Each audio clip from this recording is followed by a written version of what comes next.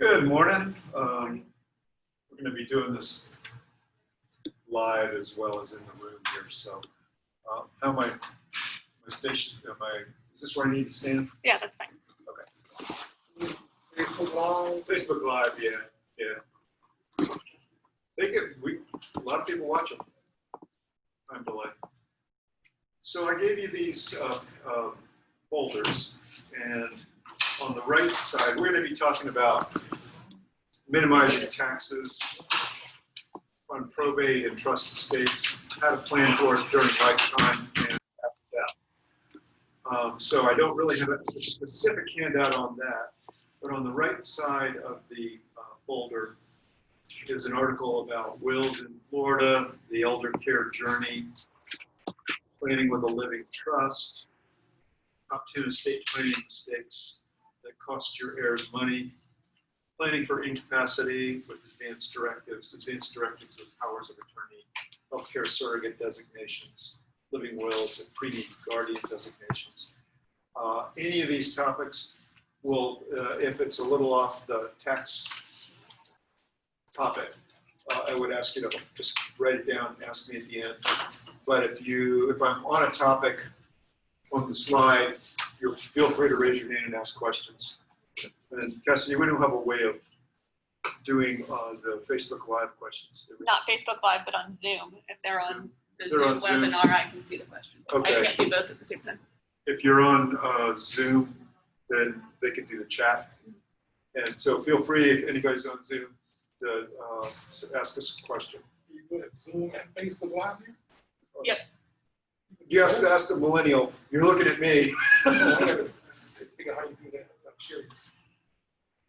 I couldn't tell you. So advanced directives and how to talk to your parents about their estate plan, and then something on veterans benefits and selected duties of a personal representative in a probate. And if you have a trust, the duties that the executor or personal representative are going to be performing are going to be the same very similar to a trust administration. So it's a good overview of trust or probate administrations after that. And then on the left side, we have 3 attorneys in the office, myself, Cassidy Peterson, she's my daughter. She's been a lawyer for a couple of years now in my firm. And then Roger Klapka. Roger is a retired colonel from the Air Force. And then at the bottom on the left is a seminar evaluation sheet. And that'll be, I'd appreciate it if you fill it out. And if you want us to contact you, give us for a follow-up consultation, give us enough information to do that. And if you want a copy of the PowerPoint presentation, today's PowerPoint presentation, feel free to ask for that. We do a lot of presentations here. We have probably 15 different topics.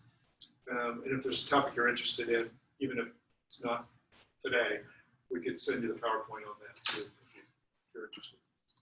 Or just come to the next seminar that talks about what you're interested in. All right, so my name is Robin Peterson.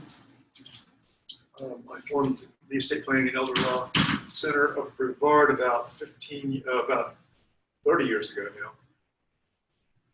Turn this on. It was already on.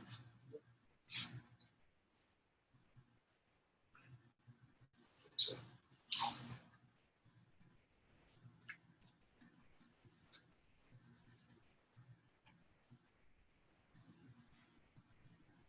The arrows work. Where'd you have? Let's turn it on. Okay. So I'm board certified elder law attorney and former Air Force JAG officer. Cassidy has her MBA from Stetson University and her law school from Stetson University. And she's worked in my firm since 2011, so she kind of knows what she's doing. Right out of high school she started. And then Roger Klapka is the retired colonel from the Air Force. Cassidy and he met up in law school. That's how we got to know it. So we got 2 offices, one here, one in Indiana. This is all we do is we plan estate planning. We do tax planning. We do asset protection for paying for long-term care. I've had probably a couple thousand or more than a couple thousand state administrations since I've been doing this exclusively since 1990. And there's a succession plan in place. So I know when I was a young attorney, people would hire me and I didn't necessarily know what I was doing, and they knew that, but they figured I'd grow into it. And if I'm younger than them, I'd be around. Well, I'm hearing that about her now. I mean, not that she doesn't know what she's doing, but that they're picking her because she's going to be around for a long time. Okay, what I'd like to do is I'm not going to, I'm not a tax preparer, but I do know what tax laws apply to probate and trust estates and how to plan to minimize the taxes so you can maximize what's passed on to your heirs. So, I mean, I'm not a CPA, I don't offer CPA services, but I can tell you how that works in CPAville. Can't give you any 1040 currently advice, but I can talk to you about the taxation of an estate after somebody dies, like 1040, or a 1041 is the estate tax return. And then, like I said, if it's relevant, please feel free to ask questions as we go. That's more interesting to me than just babbling for 30, 40 minutes. And then do silence your cell phone. I silenced mine when I first came in. You said we can ask questions. Yes, yes. Oh, and let me ask you all a question. What are you all here for? I know you were about to ask a question. What are you all here to learn? I mean, this is a pretty, this isn't your typical kind of estate planning talk that people give at one senior place. Just about everything. I have found, my husband just passed away 4 months ago, and I have children, and my dad bought houses, and they were in my name, so I wanted to give it to my kids when they're. Okay, we're going to be right on point then. And your dad's not alive anymore. No, my dad passed away 8 years ago, but he signed the houses over to me, Okay. except for the house that I live in, which is my name and my husband's second on it. And when he signed them over to you, was he alive or? Yes, it was a good claim. Okay.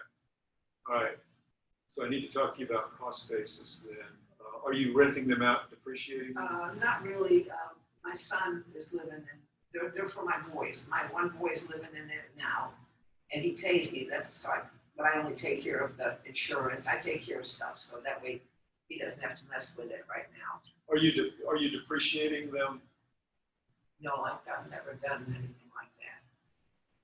There's so much I don't really know. I just kind of, I mean, I would ask, don't listen to me, but talk to a CPA that would be good at planning now for your taxes. Right. I mean, I can give you a referral, but what I'm going to be talking to you about, and it's going to dovetail with where you're at today, but I'm going to be talking to you about how to take advantage of the tax laws at your death, basically, for your kids. I want everything done. But you can probably do some real powerful stuff now that you're not thinking of. I want to do that since my husband passed. We didn't hear anything, and it's just been hard. You've got 8 properties and you're not renting them. I mean, you have 2 boys, or 2 kids. No, I have two properties, and I have a lot. Then I have my house. Oh, I thought I heard 8. Oh gosh, no. My father was a very good businessman, came from the old country, from Poland. He couldn't speak the language well, but he loved America, and he knew he could do everything here, So you have how many property? You have a lot and how many houses? 3 houses. What, yours plus 2? Plus 2. Okay. I have 3 kids, so that's what. Okay. So we're going to talk about cost basis and step up at that. Right. All right, and then what are y'all's area of interest? Well, I have 2. One is estate planning. When we die, we do have one son. Joint. Right, John. And one of my problems has been I don't feel comfortable making my son the executive estate because of whether his knowledge base. In other words, he's not into that type of thing. And then I don't necessarily feel comfortable with a corporate attorney either. Corporate what? A corporate estate planner. Yeah, I mean, we serve, but I never solicit that unless there's nobody else. Is there any family members? And the problem is family members not around either. Like And, nieces, nephews? Right, that, you know, because they're not close. And so that's been one of my great barriers to doing estate planning is who would be in charge of it. And the other question I had was, I'm somewhat interested in asset protection and what size of your account can you use, you know. Asset protection from what? Long-term care costs? How to put it, if you get sued, Okay. how do you minimize the loss of your assets? And what would cause you to get sued? Well, of course, you know, one of the things is an automobile accident. Okay, there's one way, simple things about, you know, for example, like automobiles, you know, you shouldn't have those in joint names. Right. At least there's some protection. Right. And then I noticed thing about title things, tenants in the entirety. There you go. That, you know, those are some simple things. Right. But, you know, the more advanced thing, it's not working because you don't have enough money. You gotta have a lot of money to go in. Yeah, you can do, I mean, you could throw your assets in an irrevocable trust. That's right, and I don't have enough money to do that. And that kind of hamstrings you. I mean, we do a lot of them, especially people that come down from up north. They're sold up there big time. You know, I did an irrevocable trust for my parents for VA purposes, and it also worked in case they needed Medicaid down the road. And it worked beautifully, but I'm the poster child for it. And I know a lot of people get into irrevocable trusts, and then they're not in charge of the money, and they're not the beneficiary, and they got to depend on their kids to give them their savings, And their then life savings. one other thing I worked on a little bit is that long-term care insurance gives you some, because if you have certain types, you know, your estate don't have to go all the way down, you know, in other words, it'll go down to the value. For example, let's say my long-term care is worth $200 a day. Can you take that up just for people online and just okay. For example, like my long-term care insurance is $200 a day for 5 years, you know, and it has that inflation protection. Mm-hmm. That means I don't have to reduce my assets. I can reduce my assets down to the value of that policy. You know, let's say that's $300K. Then I can keep $300K if I go in a nursing home. You know, if you don't have that, you got to go down to $2,000 if you're single, $20,000. So 120,000. Huh? 130,000 if you're married. House plus car plus 130. Yeah, right. I know these little simple things, you know, fairly simple, but I just wondering what's out there beyond that. For asset protection. Okay. Asset protection, right? Asset protection, right? Okay. And let's do that on the Q&A at the end. Okay. But so I can't really pull it into today. Right, okay, right. But I'm glad to talk about it at the end. And I have very definite opinions about that. Okay. That's all it is an opinion. I can tell you what I did. Okay. Yes, ma'am. I also want to learn about trust and wills and what's the best thing to do so I can get everything prepared. You know, all this. And then I already have my daughter's going to be the one that's going to be in charge of, you know, everything, because I already have that already, you know, done. But, you know, just everything in general. I just don't know much about that. Okay, we can do that. We'll do it at the end. So if people are wanting to get in quick and learn about taxes and leave, Okay. and if it's online, folks. But I'm glad that's what we do. Day in and day out, all the questions that you've had. Okay, so let's get going.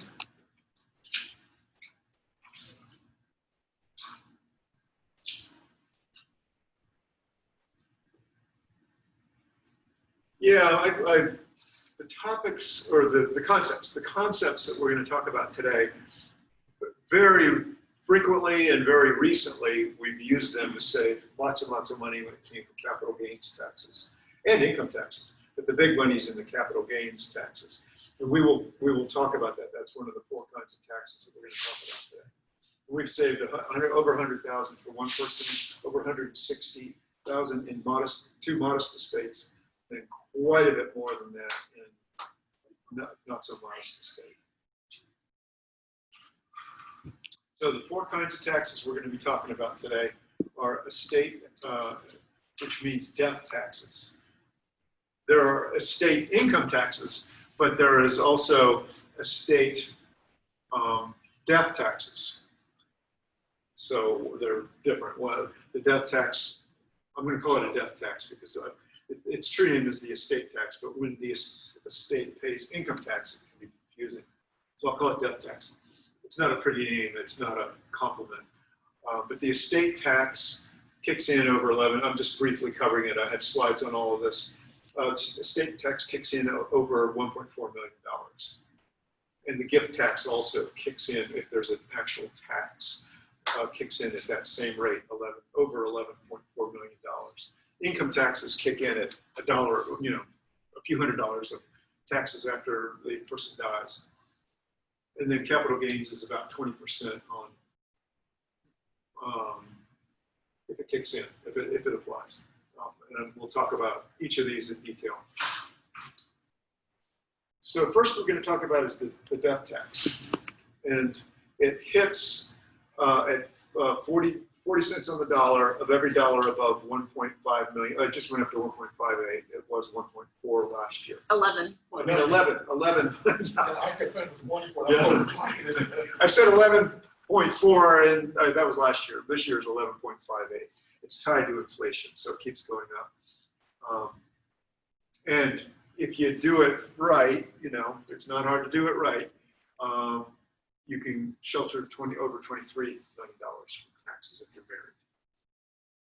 married. The law kicked in, the estate tax law kicked in right before, no, it was, yeah, it was right before we got into World War I, but it had been developing for a long time. We had a, you know, the country was a bit of an anarchistic state because wealth was getting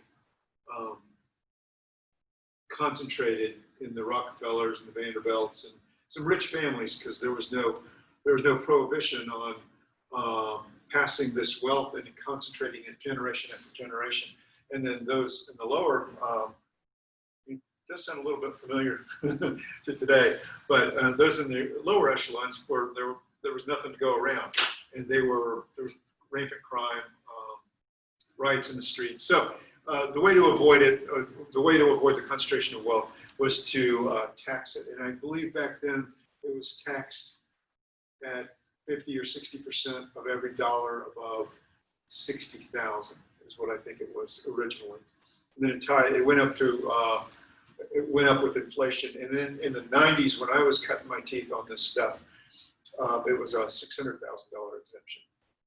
So I have done a number of taxable estates. The idea that the law is exactly, well, not exactly, but very largely, mostly, over 90%, the same as it was enacted in 1916. It's the math problem of what's the number? 40, 50, 60% above what amount? And right now it's well less than 1% of the decedents are affected, and it's less than death tax collections are less than 1% of all taxes collected. So it's not a big deal. I don't see it very often. We do planning for large estates. I mean, the tax planning. I used to do it twice a week, 3 times a week back in the 90s, but now we do 2-3 times a year, probably. Well, we've done a little bit more than that, but not more than 4 or 5 times a year. It's not much, especially in the Brevard County, because the exemption is so high. It's not much of our practice anymore, but I understand it real well. So gift taxes, that's number 2. We already talked about estate tax. And if you got specific questions, I'm glad to answer them. But gift taxes, I want to debunk a couple of myths on that, but gift taxes are 40% of every dollar above 1.58 million. So if you give away 1.58 million, there's no requirement of paying tax. There's a requirement of reporting you gave it away because they want to be able to tie it, because it counts dollar for dollar to lower your exemption at death. They don't want you giving away an unlimited amount of money during lifetime to avoid the tax after death. So they tie them together, they're unified. And anything over, it doesn't apply to many people except that I want to dispel, I mean, the tax itself. There is a reporting requirement. People say, I hear it all the time, can't give away, the old number was $10,000 per year per person. And well, it's actually now raised up to $15,000 per year per person. And then if you guys wanted to each gift an exemption amount, it could be $30,000 per person. So gift, that's something you do only when you're alive, right? Right. That's not Right. Right. As opposed to when you die. Right. So the myth, you can only give $15,000 a year is wrong. It's just, the rule is it just comes off your ability to shelter everything above $15,000. Comes off your ability to shelter $1.58 million of death. So if you give away $50,000, you got $15,000 exempt. So the difference between 50 and 15 is 35, I hope. And so 35,000 comes off your ability to shelter one. It's 35,000 less than 1.58 million. 11. 11. Damn. Is that just cash or is it stuff? Value of stuff. Okay. Yeah, tangible personal property tends to not be noticed, but financial institution things and real estate don't pass under the radar. So let me ask, how much can you give away a year without paying taxes on it? No, okay. So the question should be, look, it should be a two-part question. How much can I give away per year and not have to file a tax return, which doesn't mean taxes are owed, it just means you're reporting that you gave away more than 15. So if you give away 15 per year, you don't need to report to anybody. But if you give away $1 more than 15 a year, then you have to file an informational gift tax return, taking $1 off your ability to shelter 1.58. 11.58 But I don't pay any taxes on the 15, right? That's correct. And you will not pay taxes. Well, you won't pay taxes if you give away 50. You just have to report you gave away 35 off of your death tax shelter amount. Are you following? So it would not create an issue unless you had an estate more than 11.58 or whatever the exemption amount is at the time that you passed away. So if you gave away $1 million tomorrow, it wouldn't be a problem unless you had more than the exemption amount when you passed away. Right. Now, the person receiving the gift, that would be an income tax problem with them. No, it would not. No. So I don't have to worry about cost basis and none of this type of stuff when I give stuff away. Well, okay. All right. Good. I didn't want to drill down unless you Well, you don't want to have hear to go about it. into that now. I'm just No, that's good. Simple question, No, that's really good. Like her dad gave her property. You give away a piece of property to your son. You got $10,000 into it. But when you gave it to him, it was worth 100. If you gave it to him, getting a little ahead of myself here, but if you gave it away to him at death, and when it was worth 100,000, he would take it at a cost basis of 100,000. If you gave it after death, it would be the date of death value. He would not have to pay capital gains. You turn around and sell that property during your lifetime, you're going to pay capital gains on the difference of what you paid for it, 10,000 and 100,000 that you sold it for. You'll pay capital gains up to 20% on $90,000 under my theory, under my scenario. So he takes your, I think I'm answering your question, just like you did back there. You took your dad's cost basis, which is really important. What's the cost basis? Okay, I have a slide on that. Because I'm trying to answer his question, but You can postpone my stuff and talk about it later. Okay. You know, just work it in some kind of way. I don't have to have an answer right away. Okay, all right, you can be patient. But- Because I got to back up and talk about what his cost basis was, and I have an example on that. But, you know, and then I'll work it in. So if you gave away $12 million in 1 year, you'd have to pay the donor, the one giving the money, would need to pay the tax on it. The difference between 11.58, I said it right, and 12 million, whatever that is. There'd be a requirement that the donor pay for it. And if the donor does not pay for it, the person that received it has to pay for it. So, the takeaway on gifting is it's a myth that you're limited to $15,000 per year per person.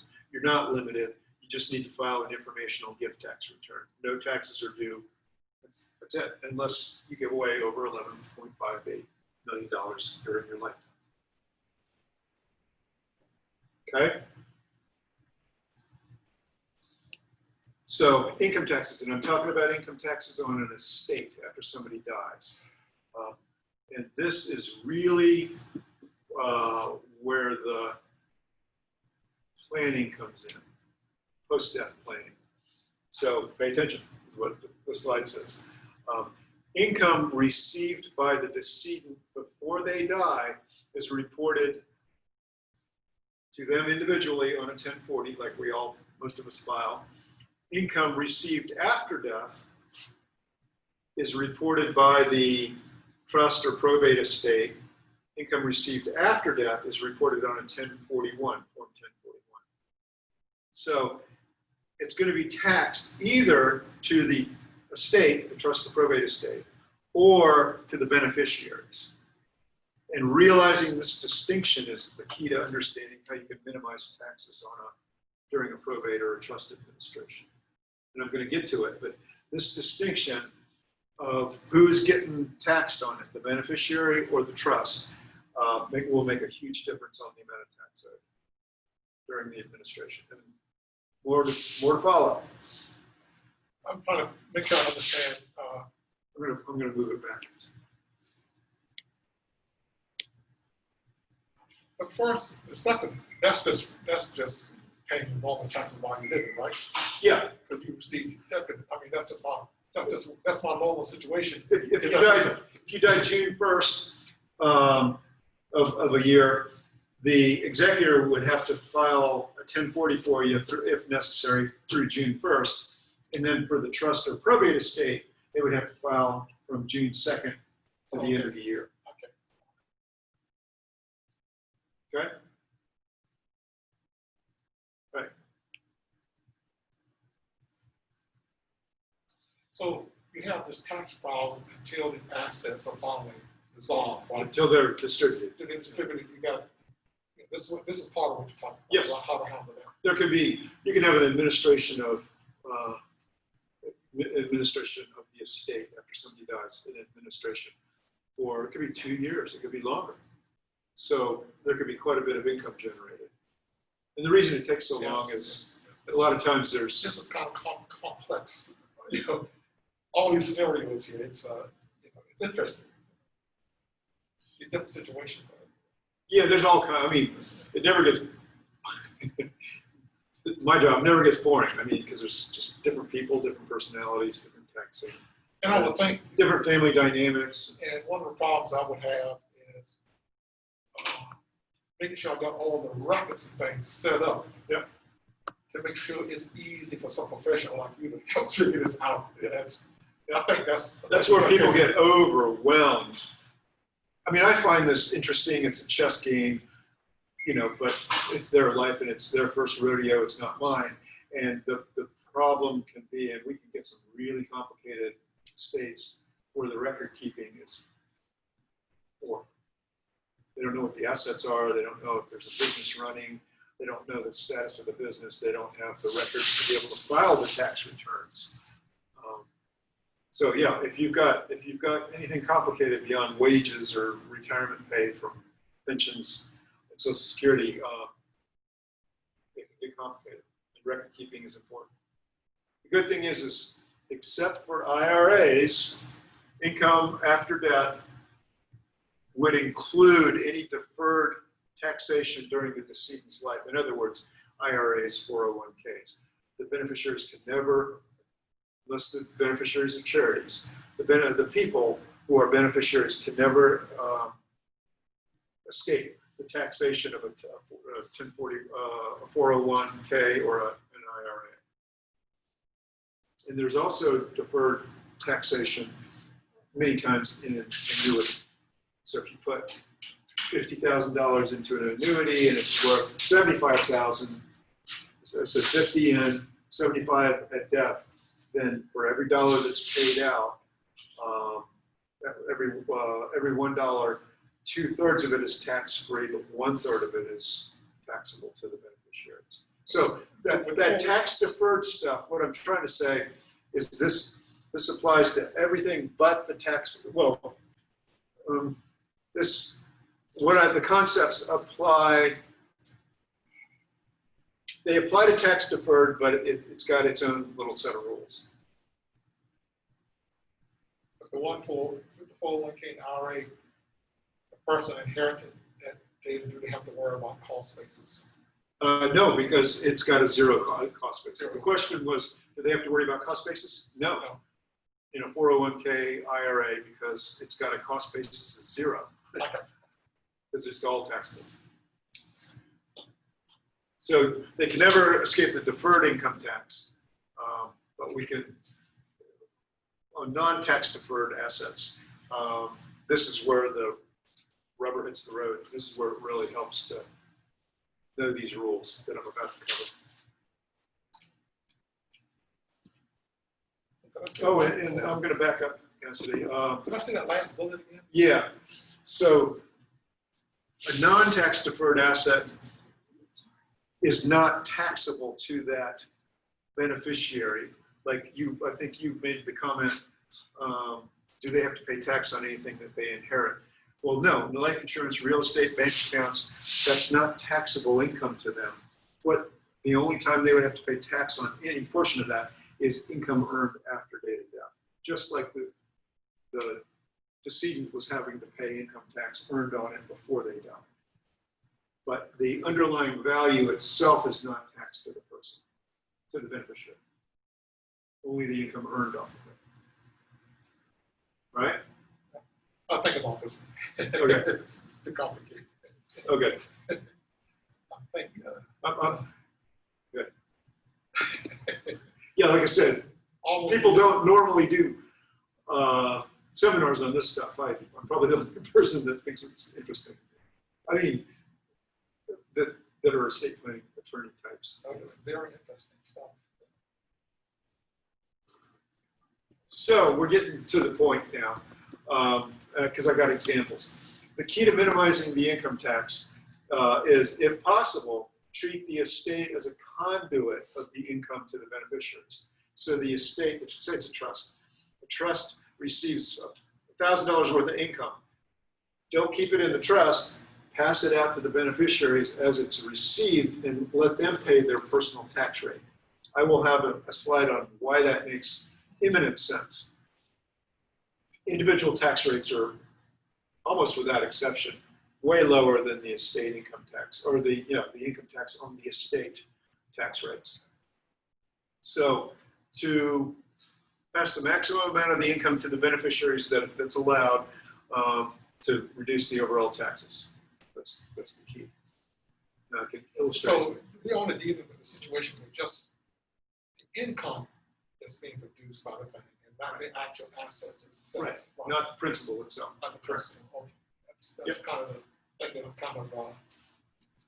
kind of trying to Wrap your head around. the income. Yep, it's only the income. The income can be substantial, especially if it's rental or something like that, or That's right. dividend, taxable dividends on stocks. So if the trust says the beneficiary can't get anything, even income, until they're 35 and they're 25 when the decedent passed away, then of course the trust needs to retain the income. But every trust, unless, with rare exception, every trust that I've ever drafted, because I understand these rules, is I've said you may pass the income through, or must pass the income through, depending on what the person, the client wants. So you don't want to be retaining income. You can retain principal, that's not a problem from a tax point of view. But even if they're underage, you probably should be paying income out under the age of distribution. So you want to be able to get that income out of the trust is the bottom line. And that income can go anywhere, right? It can go to so your son, or it can go to an institution, right, like a charity. Oh, if it's a charity, they're not going to be paying income tax on it. But if you give it to a person, that person's going to be paying income tax. Okay. So a lot of times people will leave an IRA. How am I doing for not wondering? Can't really see myself. You're okay. Okay. Yeah, if it's charity, it's not going to pay tax.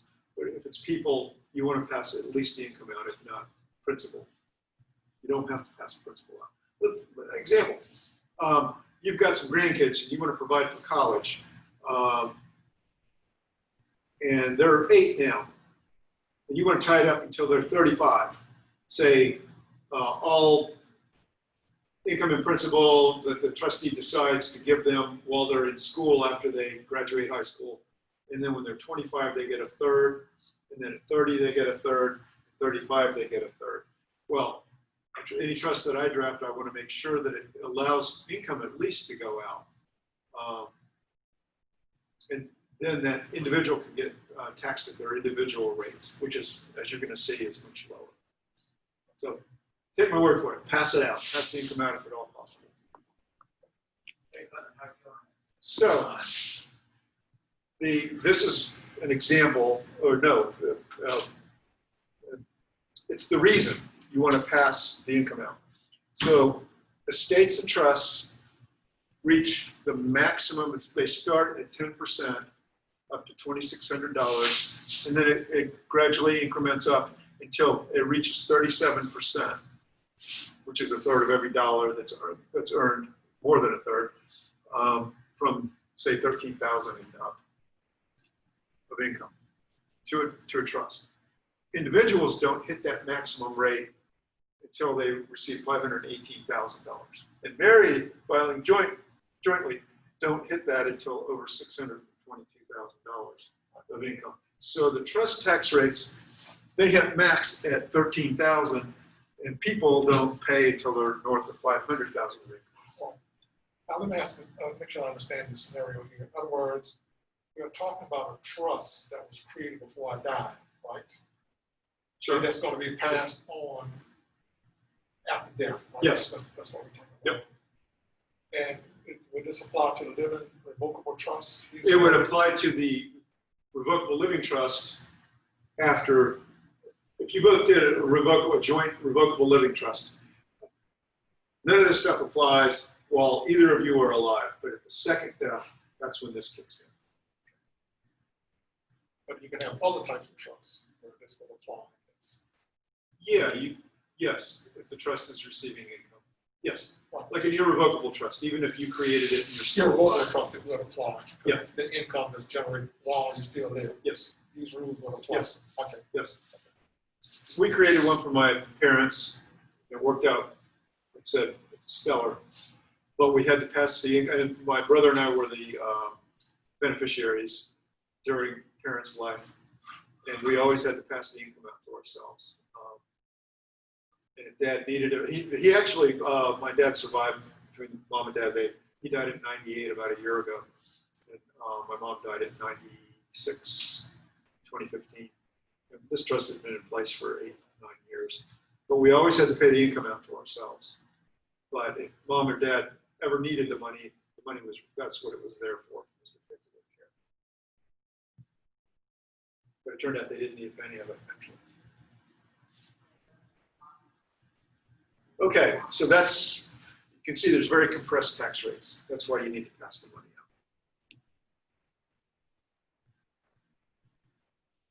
out. Okay, and so we're closing out the estate income tax thing. Pass the income through the trust, if possible. Individual rates are almost always higher. I haven't seen an exception to that rule, but I don't want to say always. And that's probably beat that dead horse a couple times. And then capital gains. This is definitely where the lady in the back needs to understand. I think both of you all three of you, I think, have dogs in this fight. So if you buy something lower than you sell it for, if you buy something for a lower amount than you sell it for, you're going to pay capital gains. You're going to pay capital gains on the difference. So for example, if you buy something for 100 and sell it for 400, you're going to pay capital gains of 20% on the difference of $300. The basis, cost basis that I was referring to earlier is what you paid for it. So when I said cost basis and step up, we'll get to that, but that's what I was referred to by cost basis. If you got something that's worth $400 and you paid 100 for it, your cost basis is 100, and your capital gains would be the difference. If you sold it during your lifetime, the capital gains would be the difference of what you paid for it and what you sold it for. So that's the basis. And so the difference is, do you sell it during life or after death? So a person buys real estate for $300,000 and it's worth $1 million at his death. If he sold it a day before he died, he paid capital gains on $700,000 or 20% of $700,000. If they sell it right after the death, they pay 0 in capital gains because they got a full adjustment to date of death cost basis. So there's a lot of planning there that's possible. I could go through some scenarios, but I don't want to lose you because both of you all have had furrowed brows. So, but do you get this concept right now so far? Yes, I would think in the same situation, for example, like our home, we would want our son to inherit that house. They would get a full step up. And so I would need to do what's necessary to minimize taxes with that scenario, right? Yep. And you would say there's a way to do it where there's no taxes. No capital gains taxes, No yes. capital gain. Yeah, well, yeah, there would be no taxes if you're less than 11.5, said it right, $11.5 million. So I wouldn't even have to worry about capital gains. That's correct. But if you give it to him during lifetime, he takes your cost basis. So you have a very low cost basis back there because your dad gave it to you during I lifetime. didn't pay anything, right? Yeah. He was alive and he just signed it over to me Yes. to give it, to pass it on to my children. Yes. So if I pass it on to my children, I'm not charging them anything either. But they're going to be better off, well, generally speaking, they would be better off taking it through your, say, revocable living trust so that they inherit it. They have flexibility. They inherit it at your date of death value rather than some really low 1960 value that you might have taken it at. So it's best to make the house as part of my revocable living trust. Yes. Yes. Yep. So if I just sign it over to them the way my dad signed it over to me, is that good or is? No, that's not good. Well, for a number of reasons. But I mean, this is just general advice, talking to the room. You know, Right. if there's things going on and you're in, you know, we can sit down one-on-one with you, go over things. But generally speaking, it's better to have them take it at a higher cost basis than your cost basis, because things change in the future. They may need to sell that house, and they don't need to be paying unnecessary capital gains. I'm still a little bit confused there, but I'm getting a little bit of understanding on it. I mean, if they never sell it and then they die with it, then it'll get under, if the law's the same when they die, But if they sell it, then they have to pay what it's worth, the taxes on what it's on worth. the difference between what it's worth and what they received, what cost basis they received. That's, They didn't pay anything for it. well, So it would be her dad's. Huh? It would be her dad's cost. yeah, your dad's cost basis. Whatever he purchased it for, when he wrote it over to you, you got it. If he purchased a property for $20,000 and he deeded it to you, you got it at $20,000. And then if you then deed it to your kids, they're still getting it at $20,000. And then if they sell it and it's worth 120, then they're paying capital gains on 100. So that's, yeah, and then there's other problems, like what if you ever need public benefits for long-term care. That gift, within 5 years of needing those public benefits, that gift is disqualifies you. Well, this is good information because I want to sit down after this and, you know, I want to get all this taken care of. But Yeah, I mean, I'm giving you a bunch of theory, and it's probably, it's almost like you're in a law school class. And I mean, I'm getting excited, but you're not, you know. We can just prescribe to you what to do. But this is what goes through our heads when we're it's good. analyzing. Could you repeat that thing again about the, like I said, the category of nursing home? You know, So if you, okay, we're getting into a we have a I want to talk about it in the context of, you know, we have a full-blown Medicaid seminar, but Yeah. if you ever need Medicaid to pay for nursing home, Medicare. Medicaid is what I mean Medicaid, right? You mean right? Well, if I said Medicare, I meant Medicaid. you said Medicaid. Okay. I just look at the fact that you all of a sudden you need long-term care, and above what you might have, like in terms of insurance. You know what I mean? And then there's ways to avoid giving away the assets where they won't be held against you for. There is, but can we do that in Q&A? That's right. I mean, I don't want to discuss it right now. I don't necessarily want to discuss it. This thing. The reason I brought it up was the problem with giving it away during lifetime is it can count against you. And we have planning opportunities for that property that'll exempt it. I mean, but as long as you pass the 5 years, you don't have to worry about it. that's right. Okay. That's 5 years. Yep.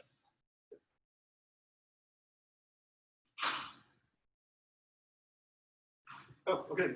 We're at the end. So I did talk about as I promised, I did talk about 4 kinds of taxes: death taxes, gift taxes. They're related, and then the income earned on an estate by an estate during the administration, and then capital gains that an estate would have to pay, or capital gains considerations. And my little one-size-fits-all prescription, and I'm saying that with tongue in cheek, is don't pay capital gains during life, get a full adjustment at death, and there's all kinds of planning techniques you can do with that. I don't want to. I'd love to give examples, but I think we've got a lot of questions on the table, and they keep bragging war stories, applying these rules. So we had some Q&A questions, and I kept asking you to hold. Oh, and before I forget,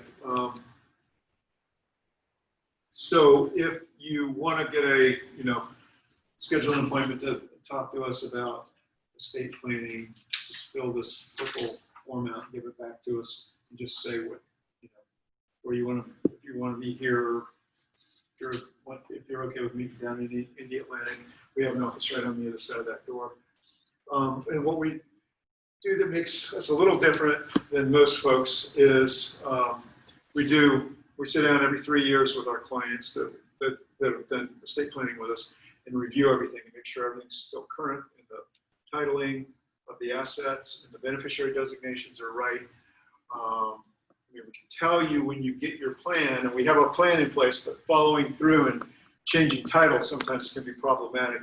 And you want to avoid probate, especially if you're doing a trust. And then we send yearly letters out to update you when changes in the law occur.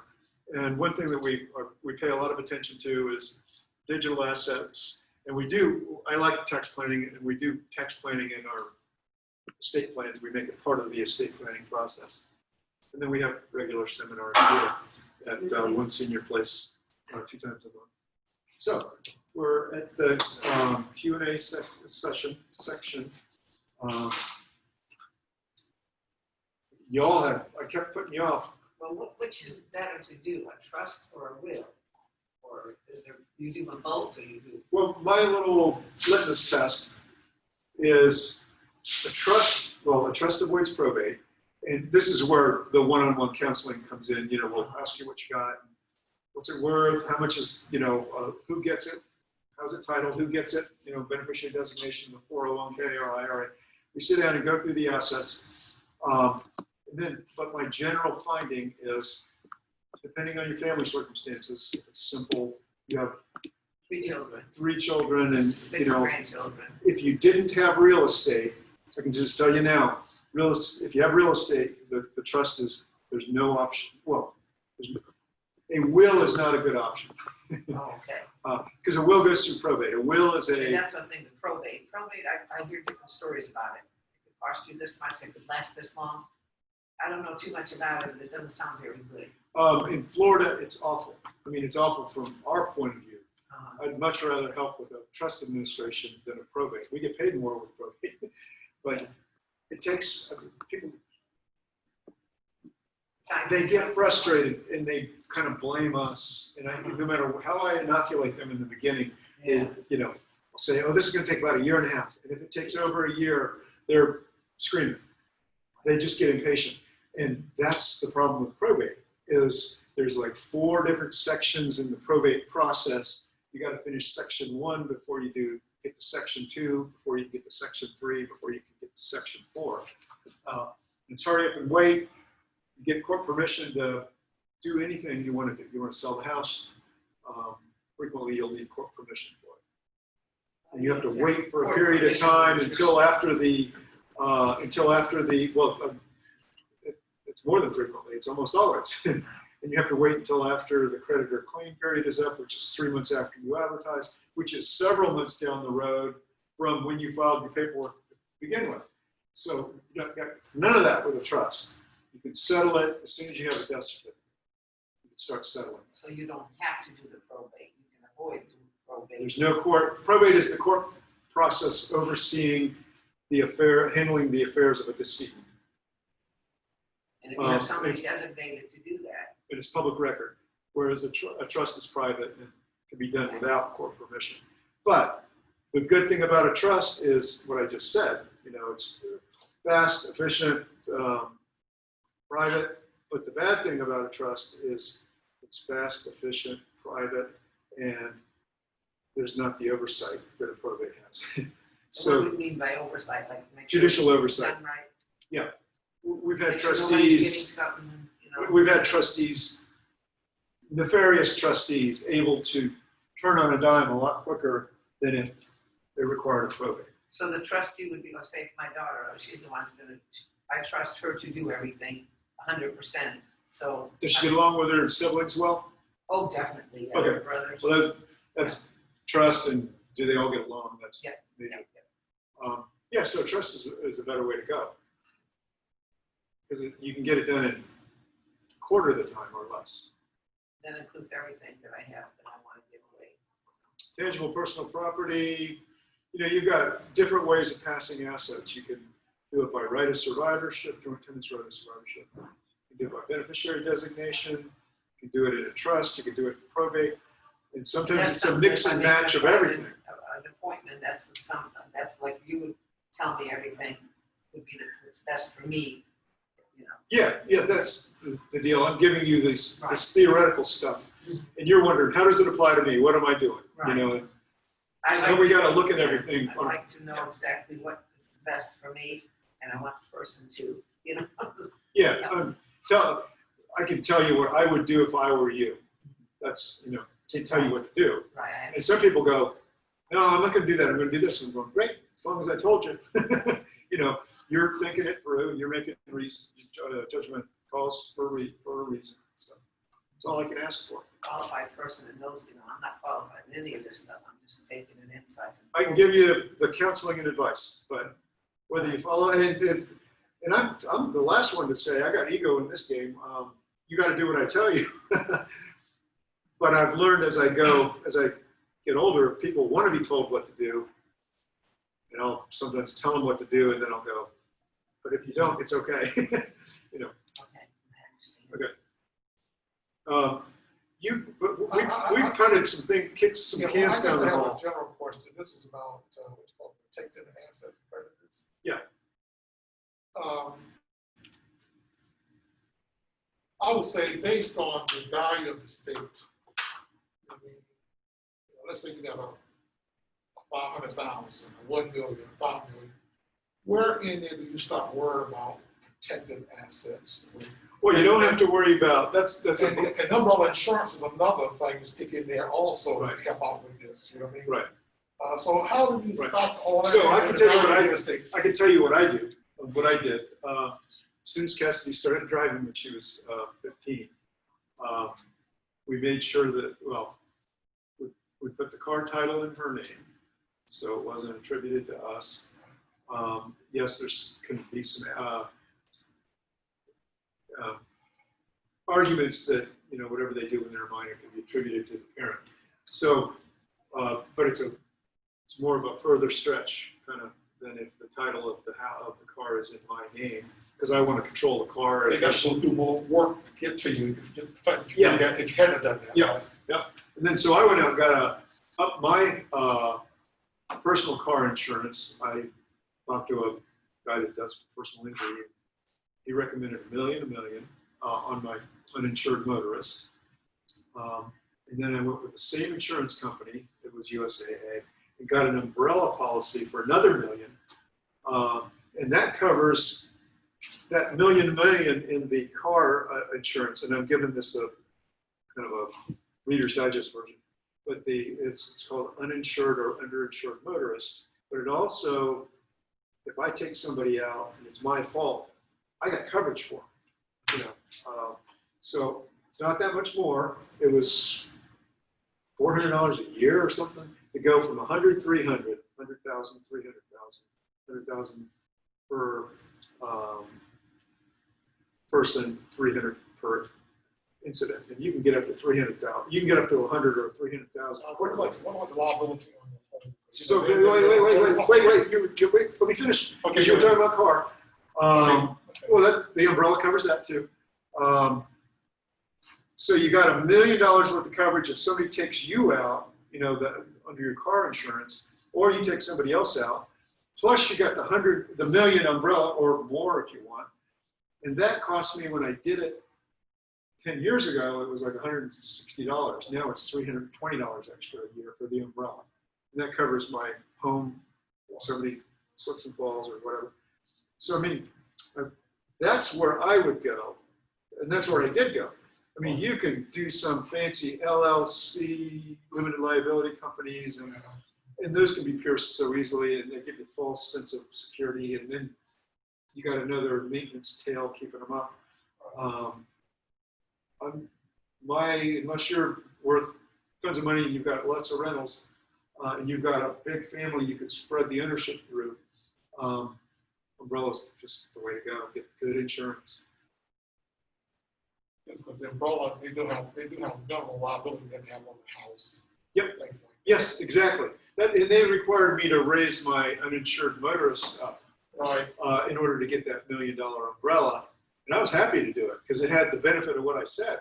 It covers me if somebody takes me out. It covers them if I am stupid enough to be at fault. It protects my assets too because there's enough coverage. So that's kind of the best way to go. Yeah, in my opinion, That's what I did anyway. right. That seems to be reasonable. Yeah. That is complicated things you're talking And it's cheap.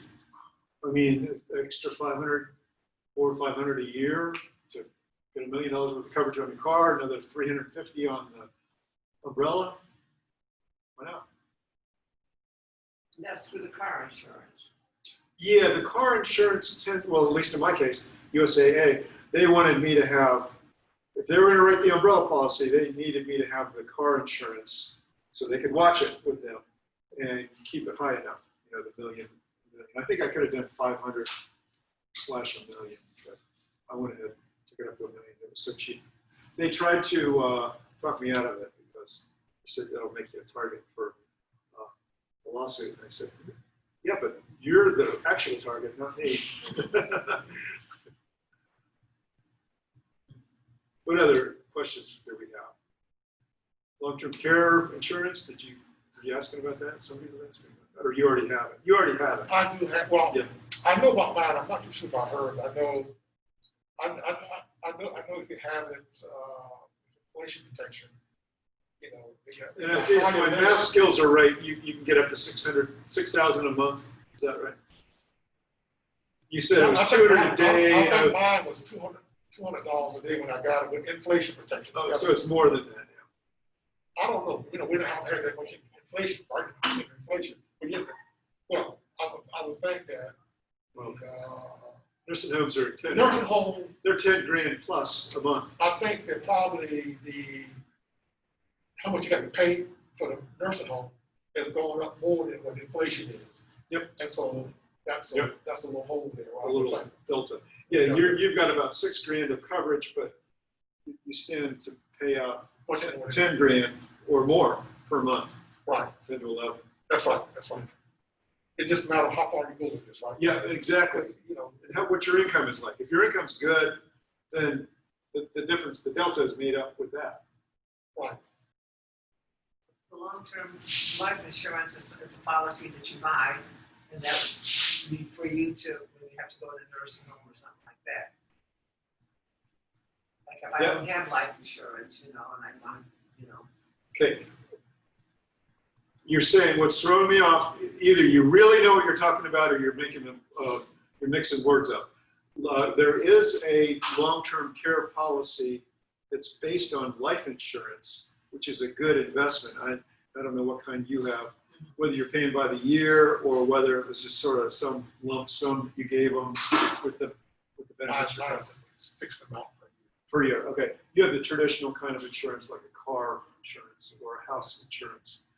If you don't use it, you lose it. You hope you don't need it. You really do. You don't want your car insurance. You don't want your house insurance to pay off. But if you, you do pay each year for this thing. There's some costs. so that's the traditional kind. But there's a new kind that you can give the insurance company, life insurance company, a fixed amount, say 100,000, let's just say, because that seems to be a common amount. And again, I don't have my financial license, my dealer, broker-dealer license, so I don't sell this stuff. But if you tend to give, I've seen people tend to pay a lump sum of 100,000, but they get life insurance that'll pay off. And however, if they need long-term care insurance, it'll just take it away from the life insurance amount. So if the life insurance amount is say 140,000, you can spend pretty close up to 140,000 in long-term care costs that are covered by the insurance company. So that's where the life insurance, when you said that, I took a pause. Because that's the new, it's called a hybrid policy. And that's the new kind of long-term care policy that's only been out, well, it's probably been 10 years now in common. I would have to go and talk to an insurance agent to get that information and. You have to do your analysis because insurance is typically for investment. Yeah. It might be good to invest in other assets and have a traditional kind. Right? The what kind? It might. Tradition. In other words, rather than going through this life insurance thing, okay. it might be, $100,000 will make a certain amount of money. But your policy's gone up over the years, and it'll continue to go up. As the risk pool, your age, That's right. your class of whatever, whatever your birth year is, the pool gets smaller and smaller as time goes on. So they're allowed to raise based on their risk. They have to clear it with the Department of Insurance up in Tallahassee, but I can't tell you how many times I've had people, we do sometimes a long-term care seminar, and people are raising their hands going, you won't believe what I've had to cut coverage because I can't afford it. So as you get more likely to need it, they start raising the rates. And so sometimes that might be good to get the life insurance. Your fixed costs are there.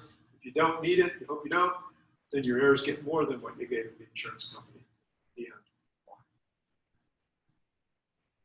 All right. So thank you for all your questions and being attentive. And give us this evaluation sheet if you want to meet with Cassidy or me or.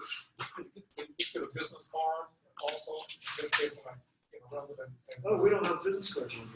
There's some right over there.